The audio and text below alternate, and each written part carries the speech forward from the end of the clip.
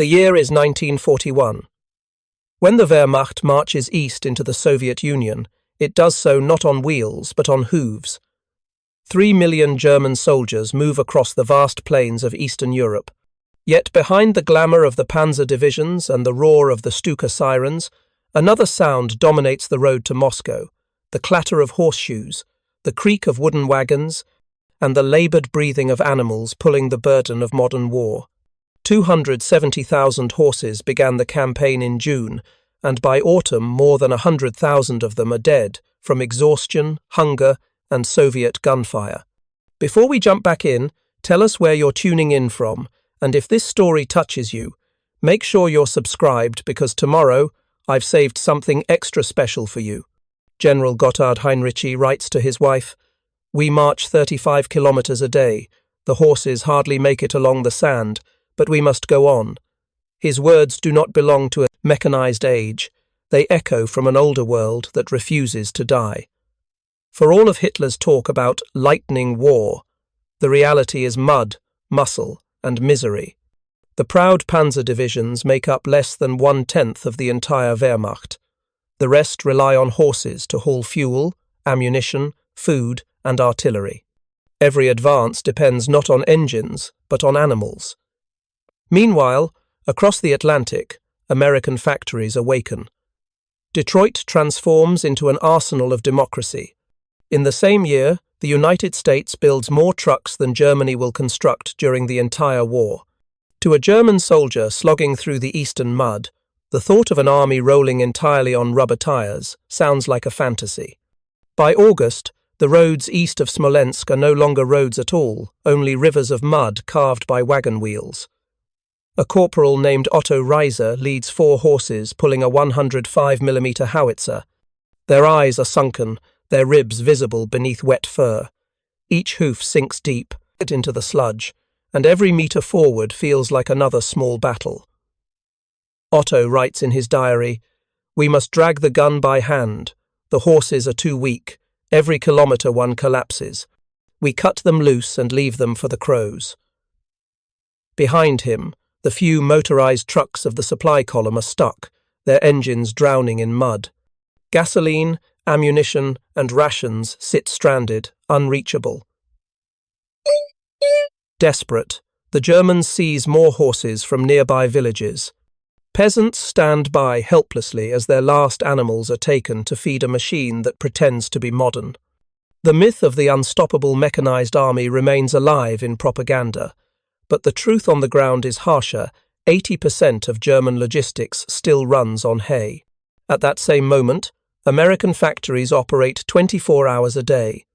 Ford, Dodge, and Chevrolet no longer make cars. They forge engines for an empire on wheels.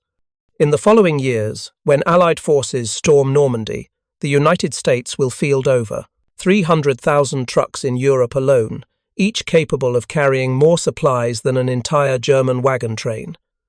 The Americans conquer distance, the Germans are conquered by it. By October, the first snow falls, the advance slows to a crawl. Panzer Group Guderian, once the spearhead of Blitzkrieg, now covers less than 2 kilometers a day. The tanks still run, but the fuel trucks cannot reach them. Horses wade through knee-deep mud while frozen corpses line the roadside. A weary supply officer records, "Our army is paralyzed. The horses cannot go forward, and there are no trucks. We are chained to the road." It is not courage or strategy that fails the Wehrmacht, it is logistics. When the winter of 1941 arrives, temperatures plunge to 40 degrees below zero. The oil in truck engines freezes solid. Horses die by the thousands every night. Soldiers burn saddles for warmth. In Moscow, Stalin receives a simple report: "The German army has stopped." The Red Army, supplied with American Studebaker trucks delivered through the Lend-Lease program, launches a counterattack. Soviet soldiers ride to the front, not on horseback, but in vehicles stamped, "Made in U.S." The irony is brutal. German soldiers feed their starving horses straw, while Soviet divisions rush forward on American wheels. Near Vyazma, a German lieutenant watches a captured Studebaker roll past, red stars painted over white American letters. He whispers bitterly, "The Americans feed Stalin faster than we can fight him." By 1943, the tide has turned. In North Africa, the British Eighth Army drives across the desert in long lines of American trucks. In Sicily and Italy, GIs climb dusty mountain roads in jeeps and GMCs. Engines now hum in every direction where hooves once pounded the dirt. To sustain the invasion of Normandy, the Allies create one of the greatest logistical operations in history, the Red Ball Express. From the beaches to the front, lines, a constant stream of olive-drab trucks moves day and night, carrying everything from fuel to chocolate bars. In only 3 months, American drivers, many of them African-American soldiers, deliver more than 400,000 tons of supplies. Every bullet, every loaf of bread, every drop of fuel is carried not by horse, but by horsepower of another kind. Meanwhile, in the east, the Wehrmacht collapses. The horses are gone dead, eaten, or abandoned. German factories like Opel and MAN lie in ruins from Allied bombings. With no steel, no fuel, and no animals left, the army grinds to a halt. A captured German general later admits, "We did not lose because of tactics or courage. We lost because we could not move." He is right. War has become an equation of movement, and America has solved it. For every German horse, the United States builds a truck. For every broken wagon, Detroit forges a replacement. German soldiers stare in disbelief at the endless lines of American vehicles. 300,000 Lastwagen? They ask 300,000 trucks. It sounds impossible, yet they see it with their own eyes. The miracle of machines has ended the age of empires that still march like it is the 19th century.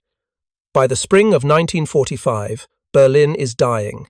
The once mighty Wehrmacht retreats through rubble, hauling artillery with oxen. In the shattered courtyard of the Reich Chancellery, officers scratch orders with trembling hands. Outside, Soviet Studebakers rumble through the street symbols of a new world powered by steel and gasoline. A German major named Hans Krüger stands beside a dead horse, its flank torn open by shrapnel. He strokes its mane and whispers, "You gave everything." Then he looks at the approaching convoy and murmurs, "And we gave nothing new." Germany, once the land of engineers and dreamers, has been defeated not just by men, but by machines and by the future itself. When the war ends, America's surplus trucks scatter across Europe. They rebuild cities, haul refugees, and deliver food to the starving. The same engines that crushed tyranny now carry relief. Yet in German memory, the sound that lingers is not the rumble of tanks but the weary clop of horses pulling the burden of a vanished century.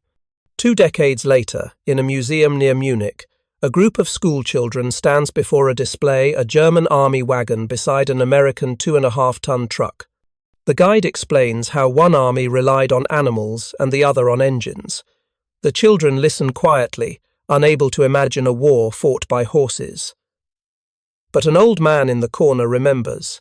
He was there, in the fields of Smolensk, watching horses collapse beside burning trucks. He remembers their cries and the endless American convoys that stretched to the horizon.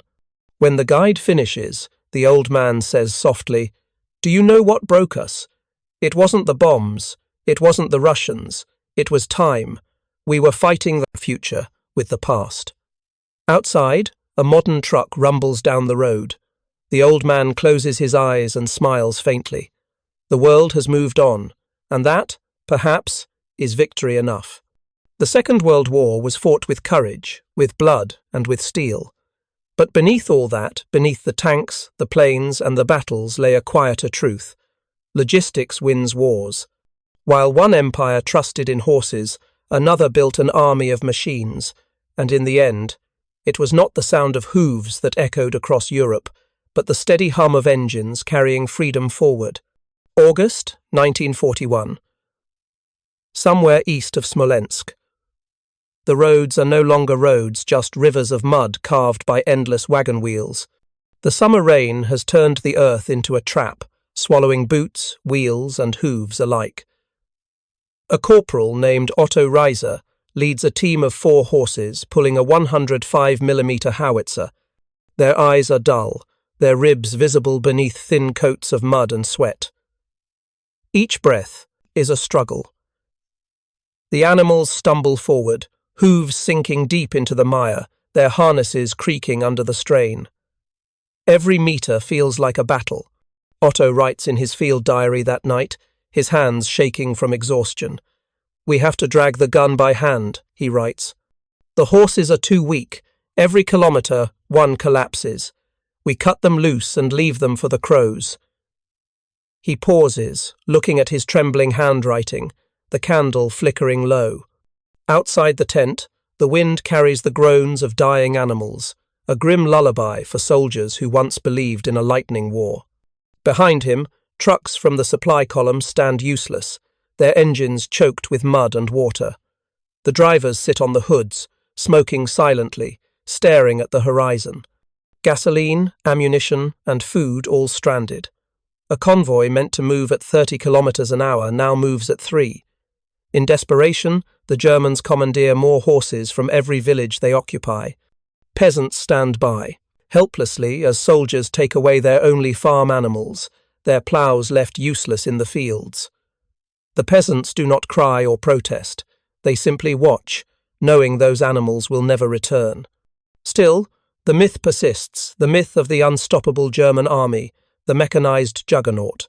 Propaganda films show roaring tanks and speeding trucks, but the truth is buried beneath the mud. 80% of the German army's transport runs on hay, not gasoline. The mighty Wehrmacht, hailed as the most modern force in the world, moves at the pace of an animal.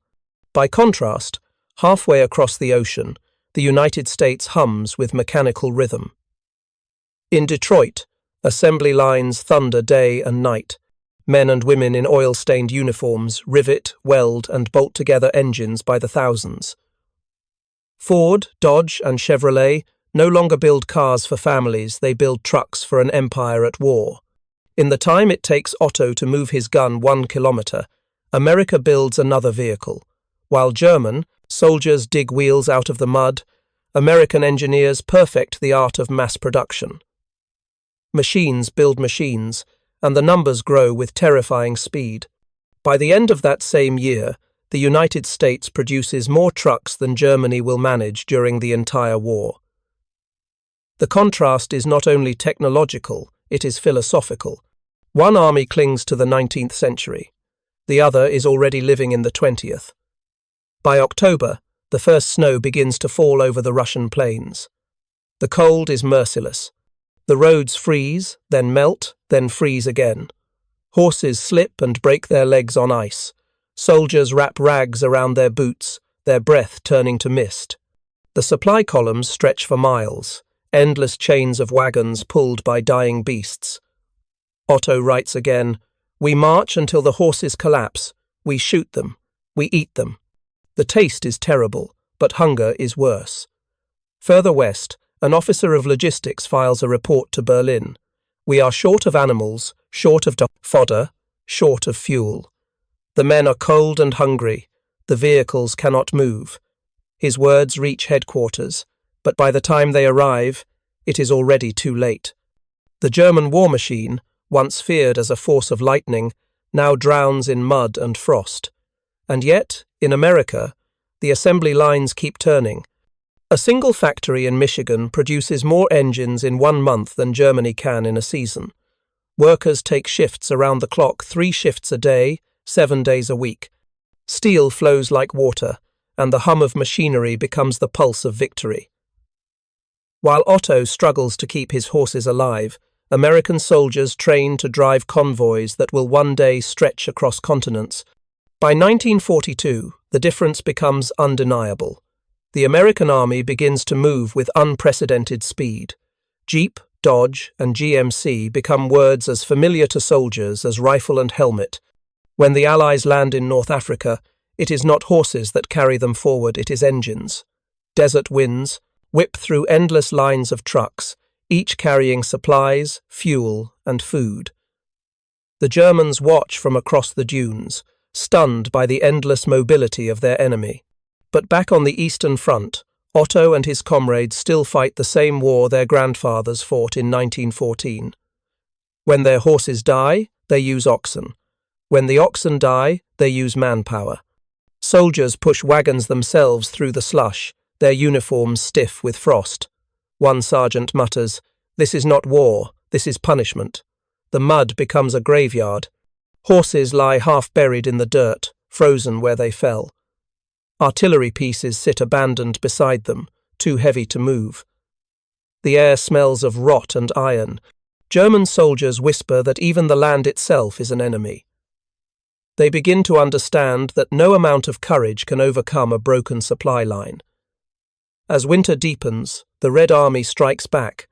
Soviet soldiers, many riding American-built Studebaker trucks delivered through the Lend-Lease program, thunder across the snow. The Germans cannot believe what they see. The enemy moves faster, strikes harder, and resupplies without pause. The Soviets are fighting with American steel, while Germany's horses starve in the frost. In December, Otto's diary ends abruptly. His last words read, "The horses are gone, the trucks are gone. We march with what we can carry." His fate, like that of so many others, is lost to the cold wind of history. The German command tries to replace the losses, ordering more vehicles from factories already crippled by Allied bombings. But there is no miracle waiting in the ruins. Rubber is scarce, fuel is rationed, and rail lines are shattered. Every new truck built in Germany is destroyed twice as fast at the front. The machine that once terrified the world has become a skeleton of metal and hunger. Meanwhile, the Americans continue to build. By the time Allied forces prepare for the invasion of Normandy in 1944, over 300,000 trucks stand ready in Europe alone. Each one can haul more than a dozen wagons worth of supplies. The difference is absolute. The Americans conquer distance. The Germans are conquered by it. As the war drags on, this imbalance grows fatal. German soldiers fight bravely, but bravery cannot move ammunition. Courage cannot replace gasoline. A modern army without mobility is already defeated. By the time Berlin finally falls, most German artillery is still horse-drawn, while the Allies race forward in convoys that stretch from horizon to horizon. Years later, historians will call it the triumph of industry, the victory of steel over hay. But for the men who lived it, the soldiers knee-deep in mud, the factory workers covered in soot, the drivers crossing frozen rivers, it was something more human. It was proof that war is not only fought with bullets and bombs, but with the power to move. For Otto Reiser and his dying horses, that power never came. But for the Allies, it roared across the world on a million wheels. That was the moment the Age of Iron truly began, and the Empire of Horses finally died. October 1941. The first snow begins to fall across the Russian plains. The great German advance, once a river of steel and fury, has slowed to a painful crawl. Panzer Group Guderian, once the sharp tip of blitzkrieg, now moves less than 2 kilometers a day. The tanks still work, their engines growling in the bitter wind, but the fuel trucks that feed them are stuck hundreds of kilometers behind. Horses strain through knee-deep mud that freezes each night and thaws each morning.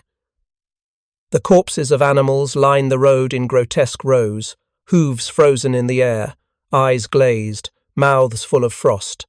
A weary supply officer records in his journal, "Our army is paralyzed, the horses cannot go forward, and there are no trucks, we are chained to the road." His handwriting shakes from cold. He does not write as a soldier now, but as a witness to collapse. It is not courage or discipline that fails the Wehrmacht, it is logistics. The invisible lifeblood of war has frozen in the veins of an army that once believed itself invincible. When the winter of 1941 sets in, temperatures plunge to 40 degrees below zero. Oil thickens and freezes inside engines, turning trucks into steel statues. Gun grease hardens like candle wax. Rifle bolts stick. Horses die by the thousands every night, their bodies stiff before dawn. Soldiers strip saddles to burn for warmth, the smell of smouldering leather mixing with the stench of death. Frostbite claims fingers and toes faster than any bullet. Men tear pages from their field manuals to light small fires, praying for a few moments of heat. In Moscow, Joseph Stalin receives a brief but momentous report. The German army has stopped. For the first time since June, the Red Army senses a turn in fate. Soviet commanders gather around maps marked with arrows that no longer advance. Across the capital, the factories roar to life once more, and when the counterattack begins, the Red Army no longer moves by horse. It rides on the back of American-built Studebaker trucks, sent through the Lend-Lease program. Soviet drivers, wrapped in fur coats, steer through snow in vehicles stamped Made in USA. The irony is staggering. While German soldiers feed their horses straw scavenged from peasant roofs, Soviet divisions charge into battle on the power of American industry. Somewhere near Vyazma, a German lieutenant stands beside his frozen horses and watches a captured Studebaker roll past, red stars painted over white American letters. He mutters bitterly, "The Americans are feeding Stalin faster than we can fight him." He is not wrong. For every German wagon stuck in the mud, 10 Studebakers roll across the snow, carrying men, guns, and hope. The Wehrmacht begins to crumble under the weight of its own ambition. In the early days of the invasion, the German army had believed it could conquer the Soviet Union in 3 months. Now, those same soldiers find themselves starving in a land that devours machines and men alike. The vaunted blitzkrieg lightning war has been reduced to a flicker. The spark of speed has died in the frozen steppe. In the villages, desperation turns cruel. Horses are slaughtered for meat. Wooden carts are dismantled for firewood.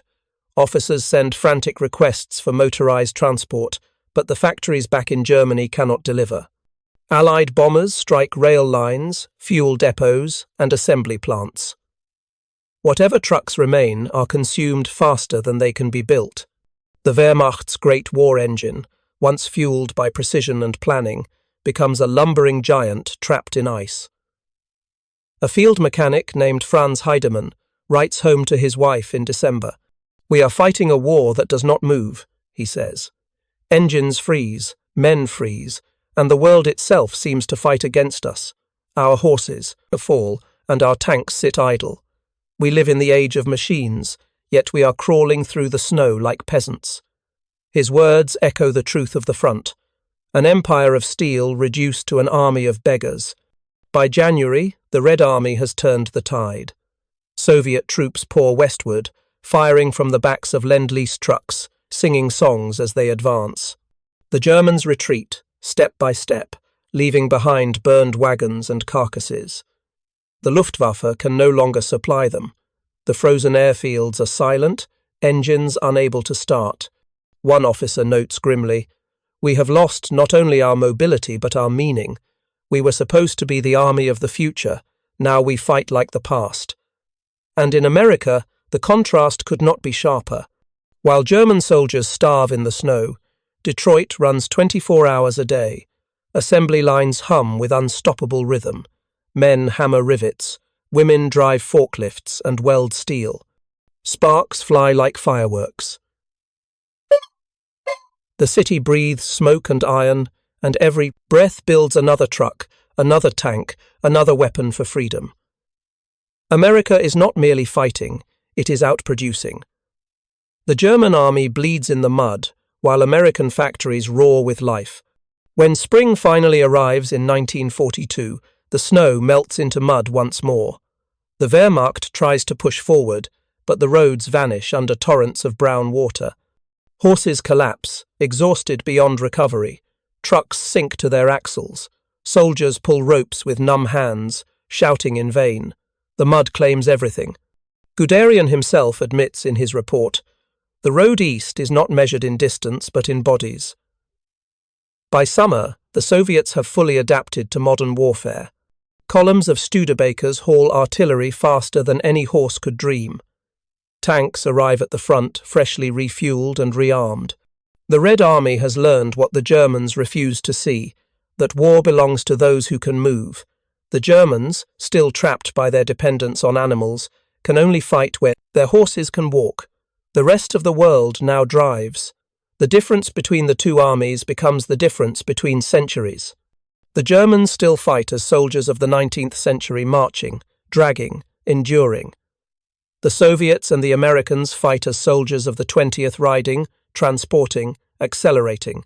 The outcome is already decided long before Berlin falls. It is decided here, in the snow, where hooves fail and engines prevail.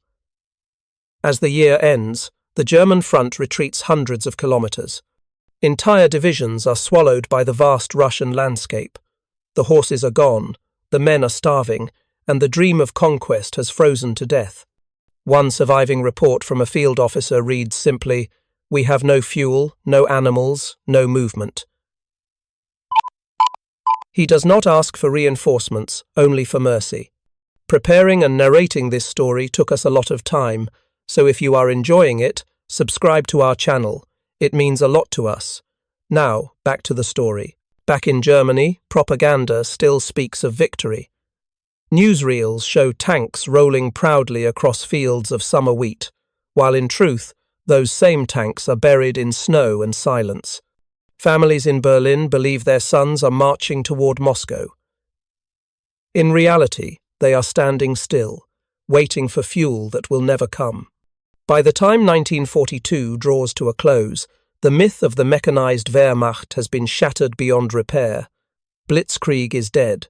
The empire of horses has finally met its match in the empire of engines. And as the Soviets press forward on American wheels, the Germans look back on the long road east not as a path to glory, but as a graveyard of their own making. The snow keeps falling. The wind howls through the empty wagons. In the distance, a single Studebaker rumbles past the ruins, its tires biting into the frozen earth. The red star gleams faintly on its hood. A lone German officer watches it vanish into the storm and whispers, "That sound, that is the sound of the future." The tide of war has turned. By the summer of 1943, the world has begun to see the true miracle of American industry. From the burning sands of North Africa to the shattered streets of Sicily, convoys of olive-drab trucks thunder forward in endless lines.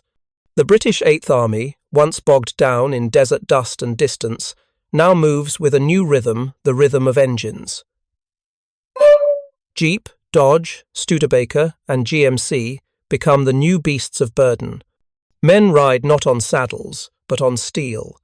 Where once the desert echoed with the groans of camels and the crack of whips, it now hums with the deep, mechanical growl of thousands of motors. In North Africa, the sun burns white on the horizon as trucks roll across the dunes. They carry ammunition, water, and hope. Drivers, many barely 20 years old, keep their hands steady on the wheel, eyes squinting through sandstorms that turn the sky the color of rust. They sleep in the cabs, eat from tin cans, and drive for hours without rest. When asked what keeps them going, one soldier writes home, "As long as the engine runs, we move. When it stops, we're dead." That was the reality of modern war. The engine had replaced the horse, and the mechanic had become as vital as the rifleman. Across the sea, another army moves north. In Sicily, GIs drive their trucks up narrow, twisting roads cut through olive groves and mountain passes. The engines roar, the gears grind, and the convoy stretches for miles. In each truck, there are rations, shells, and the smell of sweat mixed with gasoline. The war has become a symphony of motion, one that only machines can play. By 1944, the invasion of Normandy looms. To feed this giant operation, the Allies launch the most ambitious logistical effort in history, the Red Ball Express.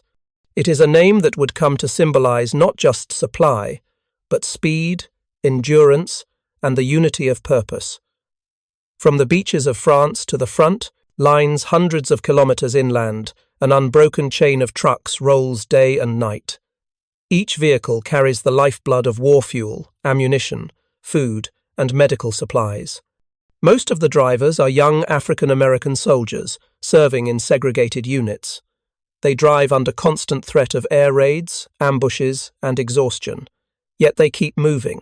One sergeant recalls, "We drove until we could not see straight. The road never ended. But neither did our duty." In just 3 months, the Red Ball Express delivers more than 400,000 tons of supplies. Every gallon of gasoline, every loaf of bread, every bullet that keeps an army alive carried not by horseflesh, but by the miracle of machines. Meanwhile, the German army, once the terror of Europe, begins to disintegrate under the weight of its own limitations. On the Eastern Front, the horses are gone dead, eaten, or abandoned. The roads are littered with their carcasses, frozen stiff beside broken wagons. Surviving animals are too weak to pull even the lightest loads. German engineers work feverishly to build more trucks, but the sky above them burns with Allied bombers. Factories at Opel, MAN, and Daimler-Benz lie in ruins. Steel is scarce, rubber scarcer still. What little fuel remains is hoarded for tanks that can no longer reach the front. Desperate, the Wehrmacht turns once more to horses, scouring villages for anything that can walk and pull. But there are none left to take. Farmers hide their last animals in barns and cellars, knowing that surrendering them means starvation. For the German army, movement, the essence of blitzkrieg, has become a luxury they can no longer afford. A captured German general, interviewed after the war, would speak with bitter clarity. "We did not lose because of courage or tactics," he said. "We lost because we could not move." His words capture a truth that every soldier on both sides understood by war's end. Battles were no longer won, merely by bravery, but by mobility. The nation that could move fastest, that could carry its firepower the farthest, would decide the outcome of the world. In contrast, America's war machine has become unstoppable. Detroit alone produces more vehicles in a single month than Germany can in a year. The roar of factories replaces the sound of hooves.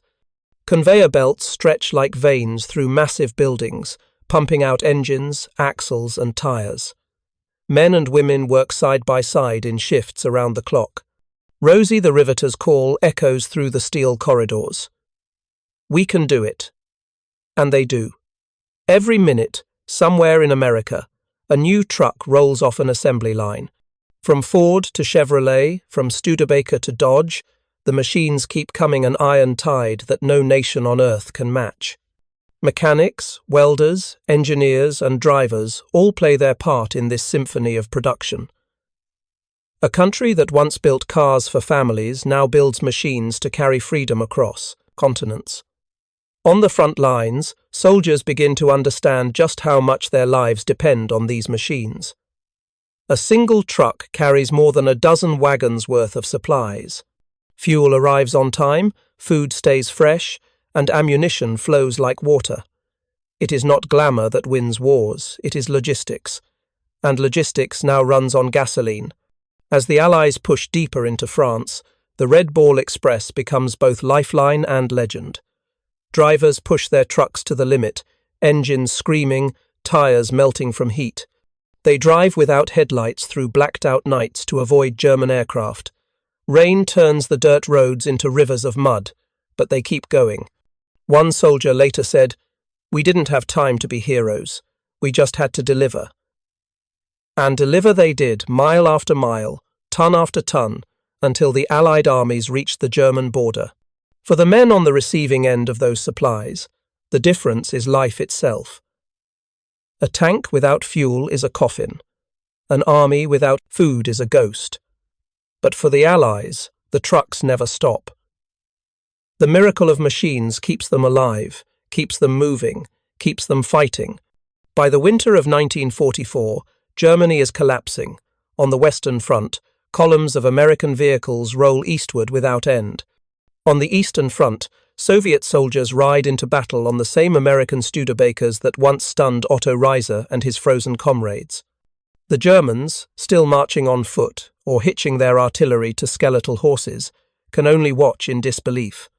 When a captured officer is shown an Allied convoy stretching to the horizon, he shakes his head in wonder. 300,000 Lastwagen? He whispers. 300,000 trucks? It sounds impossible, but the numbers are real. For every German horse, the United States built a truck. For every wagon left in the mud, Detroit forged a replacement in steel. The miracle of machines has become the death knell of empires that still fight like the 19th century. The world is witnessing not just the turning of a war, but the turning of an age. The industrial heart of America has reshaped the very nature of conflict. As the Allies cross the Rhine and march toward Berlin, engines rumble through towns reduced to rubble. Soldiers wave from the backs of trucks, the American flag fluttering in the exhaust wind. Children watch from doorways, eyes wide at the sight of these unstoppable convoys. The Germans had once conquered Europe on foot and horseback. Now they are conquered by wheels. In April of 1945, when victory finally draws near, an American driver writes home, "We've driven across a continent. I think the tires on my truck have seen more of Europe than most soldiers ever will." His words capture the quiet pride of those who made victory possible, not the generals or strategists, but the men behind the wheel. When the war ends, the world stands changed. The horse, that faithful companion of armies for a millennia, has finally been retired from the battlefield. In its place stands the truck, ugly, loud, and magnificent. The miracle of machines has carried humanity into a new era. The German general's words echo through history. "We lost because we could not move." Yet, it is not just defeat he speaks of, but transformation. War has evolved. Nations will no longer count soldiers and horses, they will count engines, gears, and miles per gallon. The age of iron has triumphed. From the mud of Russia to the deserts of Africa, from the beaches of Normandy to the ruins of Berlin, one truth remains clear. Victory belongs to those who can move, and in that war, no one moved like America. The sound of the horse's hooves has faded. In its place roars the steady heartbeat of the internal combustion engine, a sound that would shape the rest of the century. That was the miracle of machines, and it began not with glory, but with movement, the endless, determined march of wheels that carried the free world to victory. Spring, 1945, Berlin is dying. The once mighty Wehrmacht now crawls backward through streets of dust and flame, pulling its cannons with oxen like an army from another century. The great capital of the Reich is no longer a city, it is a wound. Smoke rises from the ruins of the Reich Chancellery, where officers sit in candlelight, writing desperate orders with trembling hands. Outside, the thunder of engines echoes through the devastation Soviet Studebakers rumbling over shattered stones, their red stars gleaming beneath a sky blackened by war. Each truck that passes seems to declare the same truth: the age of horses has ended. In one half-destroyed courtyard, a German major named Hans Krüger stands beside the body of his last horse. Its flank is torn open by shrapnel, its glassy eyes staring into the grey void. For a moment, the noise of battle fades. He kneels, brushing ash from its mane. "You gave everything," he whispers. Then, lifting his head, he sees a Soviet convoy grinding toward him, rows of American-built Studebakers, their engines humming like a chorus of inevitability. "And we," he murmurs, "we gave nothing new." That was the truth of Germany's defeat, not just the collapse of armies, but of imagination. Once the home of engineers, thinkers, and dreamers, Germany had been outpaced by a nation that measured its strength not in divisions, but in horsepower, real horsepower, of steel and oil. The war had not only broken an empire, it had revealed that progress itself could become a weapon.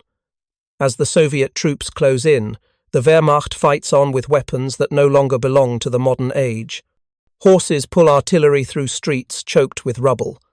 Soldiers carry shells in their arms because there are no trucks left to bear the load. In some units, boys of 16 and old men of 60 harness themselves to wagons to drag ammunition to the front.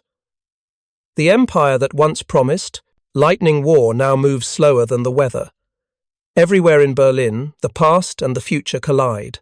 Oxen stand beside burned-out tanks. Wagons creak past jeeps. German soldiers stare in disbelief as Soviet convoys roll forward on American wheels. To them, it feels like witchcraft machines that never tire, engines that never hunger. But it is not magic, it is industry. Inside the Führer bunker, the last radio messages crackle through static. Reports speak of bridges lost, roads clogged, and entire divisions stranded for lack of transport. "The horses have all collapsed," one voice says. "We are feeding them wallpaper paste." Another message follows, almost absurd in its simplicity, requesting bicycles. The mighty war machine that once conquered Europe now begs for bicycles. Outside the city, Soviet truck columns stretch for kilometers, delivering artillery shells, fuel, and fresh troops to the front lines. Many of those trucks bear the mark of Detroit, the legacy of the Lend-Lease program that once seemed like a distant rumor. They have crossed oceans and continents to be here, now powering the final blows against the empire that defied the modern world. As Kruger watches a Studebaker roll past, its tires splashing through puddles of melted snow, he feels the full weight of history pressing upon him.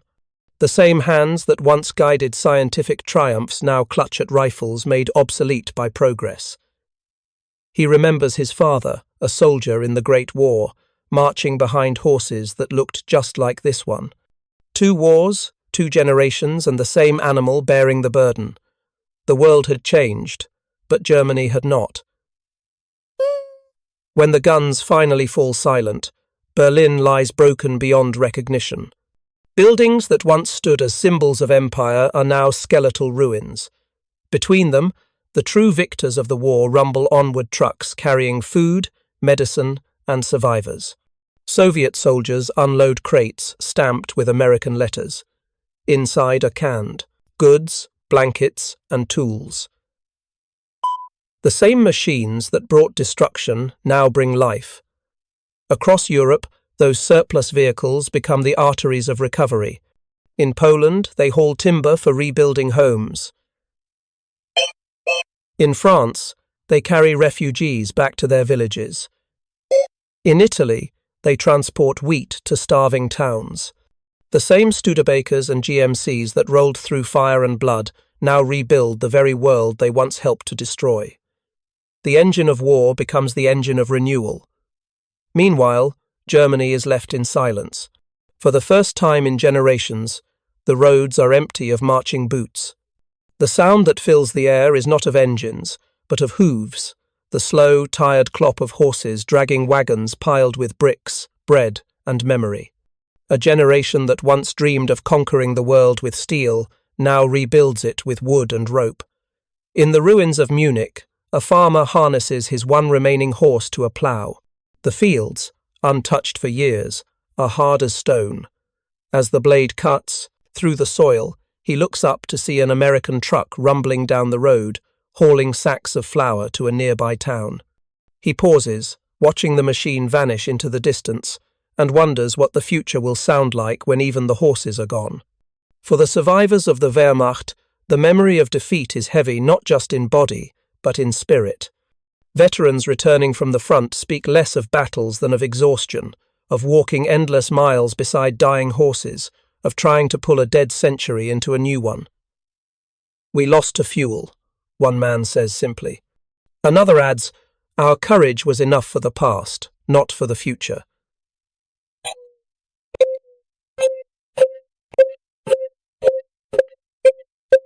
In Allied reports, officers note with astonishment how deeply the German reliance on horses ran. Even in 1945, more than half of their transport still depended on animal power. The same nation that built rockets capable of reaching the edge of space had failed to replace its wagons. The contradiction was tragic and poetic. But America's victory was not only a triumph of machines, it was a triumph of vision. In Detroit, Chicago, and Pittsburgh, factories that once built family cars had reimagined themselves as the forges of freedom. Engineers learned to turn blueprints into battalions. The assembly line became the front line. For every horse that fell in Europe, a new truck rolled out of an American factory, ready to take its place. Even after the war, the production did not stop. Thousands of those vehicles were sent overseas to rebuild the shattered world. Some were sold, others donated. In Berlin, children chased them through the streets, laughing at their size and power. They had never seen anything like it. To them, the trucks were not symbols of war, but of tomorrow. Hans Kruger, once a major of artillery, found himself working as a mechanic in the British zone. His workshop stood in what had once been a stable. The irony was not lost on him. Each morning, he repaired engines that had replaced the horses he once commanded. Sometimes, when he tightened a bolt or oiled a gear, he would pause and glance at a faded photograph, pinned above his bench, a black horse standing beside him in uniform. Its name had been Adler. Its bones now lay somewhere under the ruins of Berlin. He often told the young apprentices who worked beside him, "Machines are honest. They demand fuel, not loyalty." The boys laughed, but there was truth in his words.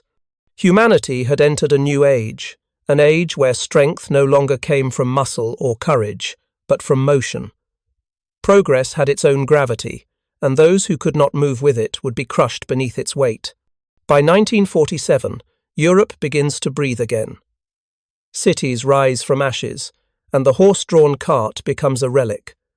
Gasoline replaces hay, and factories hum louder than ever. The same hum that once echoed through battlefields now fills the air with promise. Yet, amid all the progress, there remains a quiet sorrow, a recognition of what was lost in the transition from flesh to metal. In old photographs, the soldiers of the Wehrmacht stand beside their horses, proud and weary. Their eyes carry both love and resignation.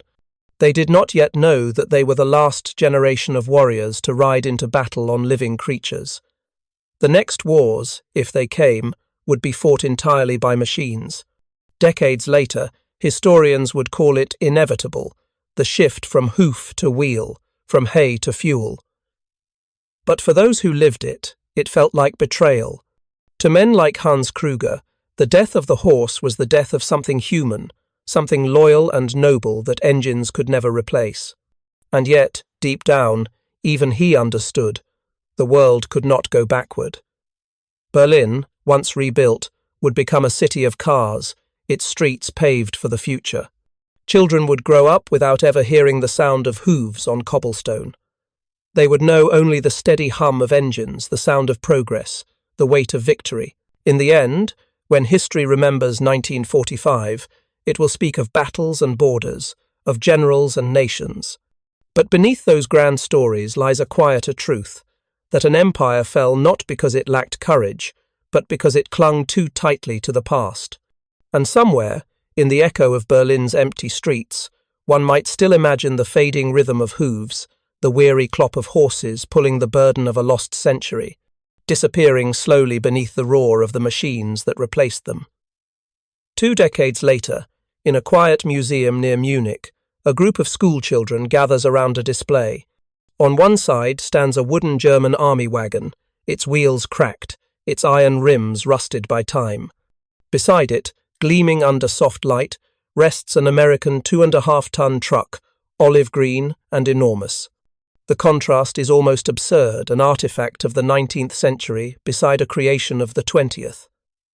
The guide, a young woman with a calm voice, gestures toward them and says, "Here is the story of how 2 worlds met in war. One relied on animals, the other on engines." The children stare curiously, whispering among themselves. To them, horses pulling cannons sound like something out of a fairy tale. One boy asks, "Did people really fight like that?" The guide smiles faintly and nods. "Yes," she says. For some, that was the only way they knew. But at the back of the group, an old man listens in silence. His hands tremble slightly on his cane. He has heard this story before, not from books, but from the sound of hooves and engines echoing across frozen fields. He was there, once, in the fields of Smolensk, in the endless snow of 1941, when the world seemed trapped between 2 ages. He remembers the smell of wet leather and gasoline, the creak of wagons, and the deafening roar of engines that came from somewhere far beyond. He remembers watching horses collapse beside burning trucks, their ribs sharp under stretched skin. He remembers trying to lift a harness from a dying animal, the frost biting his hands until he could no longer feel his fingers. In those days, the German army marched east, not with confidence, but with hunger and exhaustion. The engines froze, the horses starved. Every kilometre was bought with blood and hay.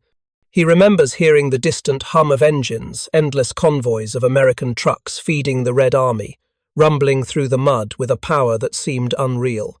He had whispered then, almost in awe, "They move faster than time."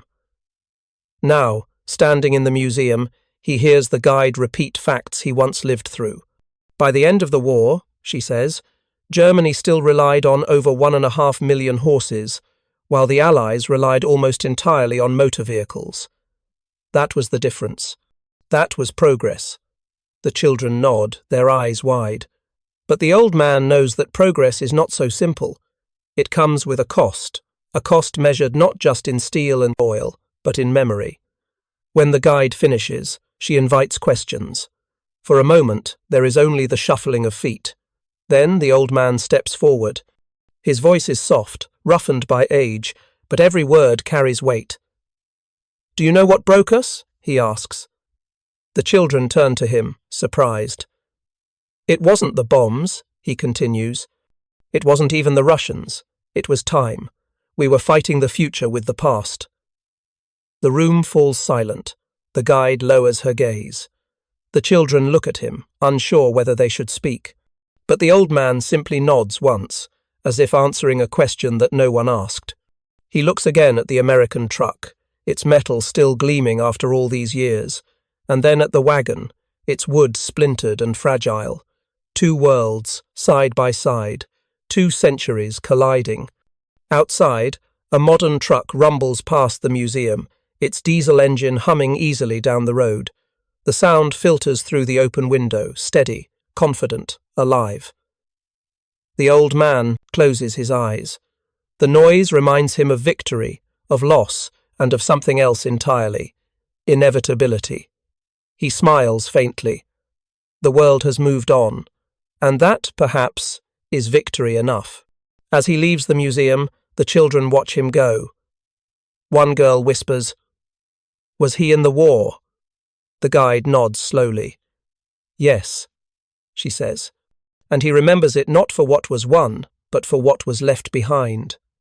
The door closes behind the old man, and for a moment, the sound of the passing truck lingers like an echo from history itself. The years have turned memory into lesson, and lesson into legacy. Across Europe, the relics of that war still rest in fields and barns, rusting trucks, shattered wagons, fragments of an age divided by progress. Farmers plough around them, children climb on them, and tourists photograph them.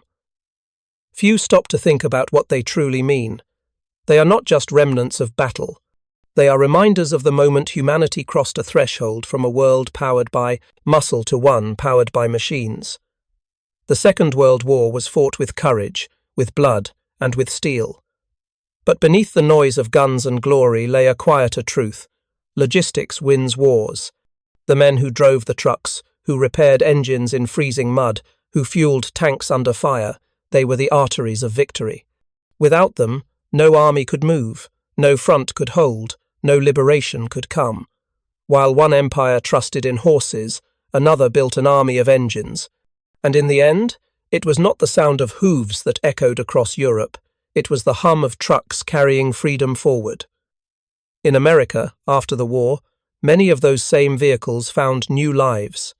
They carried workers to factories, farmers to markets, and children to school. They became the backbone of a new prosperity, the symbol of a nation that had turned its machines from instruments of war into tools of peace. On factory floors, once filled with shells and rifles, new machines now built refrigerators, tractors, and cars. The same hands that had forged weapons now built comfort and progress. Across the Atlantic, Europe rebuilt itself with the help of those engines. Surplus trucks from the Red Ball Express hauled rubble from bombed cities and brought supplies to starving villages. Mechanics who once served in uniform became the first civilian repairmen of the new Europe. On the same roads where convoys once thundered toward battle, now rolled convoys of reconstruction. The hum of engines no longer meant invasion, it meant rebirth. And yet, amid the noise of recovery, there lingered a memory of silence, the silence of horses, of a world that had ended. For millennia, mankind's greatest wars had been fought on the backs of those animals. Their endurance had carried empires across deserts and steppes. Their loyalty had fed generations of soldiers and settlers alike. But in one decade of mechanized war, they were replaced, outpaced, and forgotten. For the old man who left the museum that day, that silence still haunted him. In his small apartment overlooking the Isar River, he kept a single photograph on his wall, a horse standing in the snow beside a cannon, its breath visible in the cold air. He never told anyone the horse's name, but sometimes he would whisper to the picture as if to a friend long gone. "You carried us farther than we deserved," he would say, "and you died for a world that would never remember you." Outside his window, cars moved endlessly down the street, sleek, fast, effortless. He could not help but wonder if progress ever truly stopped, or if it simply demanded new sacrifices. The world no longer fought wars with horses, but the same hunger for movement, for power, still drove it forward. Perhaps that was humanity's greatest triumph and its greatest flaw.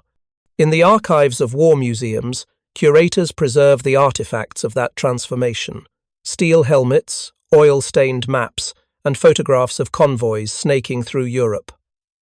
But perhaps the most telling relic of all is the silence that surrounds them. The hum of engines has become so ordinary that few stop to notice it. Yet it was that hum, the song of machines, that decided the fate of the 20th century. If one listens closely in those museum halls, one might almost hear it still. The ghostly echo of a truck's engine starting, the distant rattle of gears shifting into motion. It is the sound of history moving forward steady, unrelenting, unstoppable. Progress has many faces.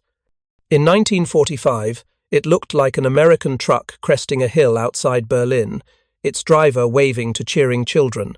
In 1965, it looked like a gleaming highway cutting across Europe, paved over the very roads where soldiers once bled.